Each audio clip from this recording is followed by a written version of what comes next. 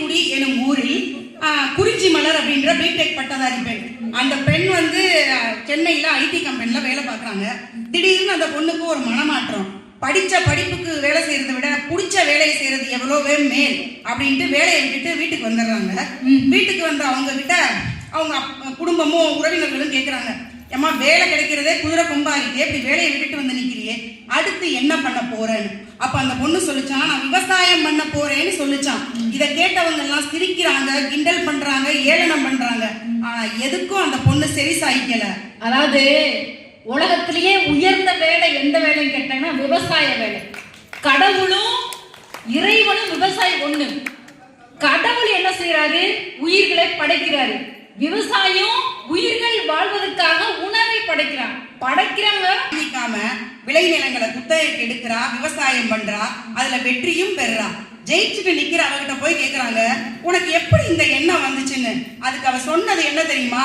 யூடியூப்ல நம்மாழ்வார் என்ற இயற்கை விஞ்ஞானியின் வீடியோ பார்த்துதான் எனக்கு விவசாயத்தின் மேல ஈர்ப்பே வந்துச்சுன்னு சொன்னான்.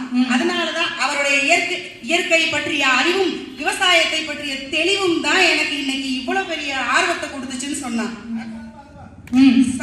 கைவிரலில் அழுக்கப்படாமல் வாழ நினைக்கும் சமுதாயத்தில் மண்ணை நேசிக்கும் இளைய தலைமுறை உருவாகி இருக்கிறது என்றால் சமூக வலைத்தளம் பாதுகாப்பானதான?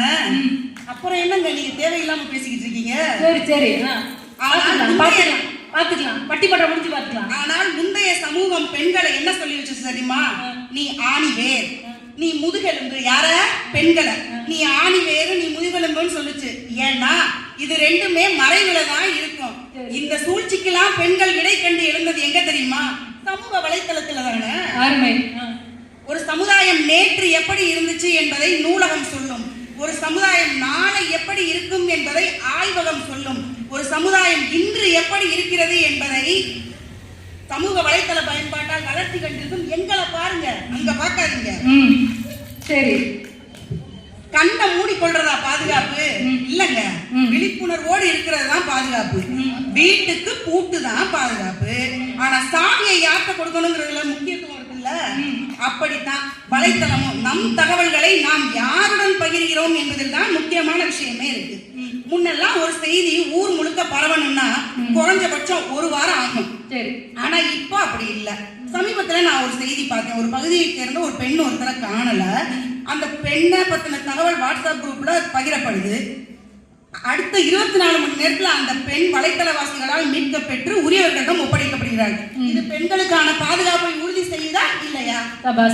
அச்சமற்ற கருத்து சுதந்திரத்திற்கு வலைத்தளம் எவ்வாறு பயன்படுகிறதோ அப்படித்தான் ஒரு பாதுகாப்பான விர்ச்சுவல் அரங்கத்தையும் வலைத்தளம் கொண்டுள்ளது.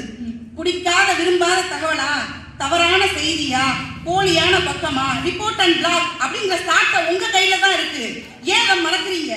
நீங்கள் ஜாக்கிரதையா கையாள வேண்டியது பணமோ பொருளோ அல்ல, மனிதர்களைத்தான். அமெரிக்காவை சேர்ந்த லிசி என்ற பெண், அவலட்சணமான அந்த பெண்ணின் 8 வினாடிகளே ஓடிய ஒரு வீடியோ வலைத்தளத்துல வைரல் ஆகுது.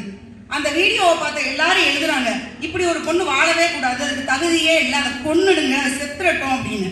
அதை கேட்ட லிசியின் பதில் என்னவாக இருந்தது தெரியுமா? என் மீது மற்றவர்கள் நம்பிக்கை வைத்தால்தான் நான் வெற்றி பெற முடியும் என்றால் இந்த உலகத்தில் எவராலும் வெற்றி பெற முடியாது. என் மீது எனக்கு நம்பிக்கை இல்லைனா தான் நான் தோல்வியுவேன். என்னை நான் நம்புறேன் சொல்லிய அவள் இன்று லிசி பியூட்டிஃபுல் என்ற புத்தகத்தின் ஆசிரியர், கல்லூரி படிப்பிலே முதல் மாணவியாக தேர்ந்தெடுக்கப்பட்ட ஆசிரியை, தன்னம்பிக்கை பேச்சாளர். இது எல்லாத்துக்கும் காரணம் எது தெரியுமா? எங்கே அவள் விமர்சிக்கப்பட்டாலோ அங்கேயே அவள் வெற்றியும் பெற்றாள் என்ற செய்தியை நான் அறிந்ததும் வலைத்தளத்தின் வாயிலாக.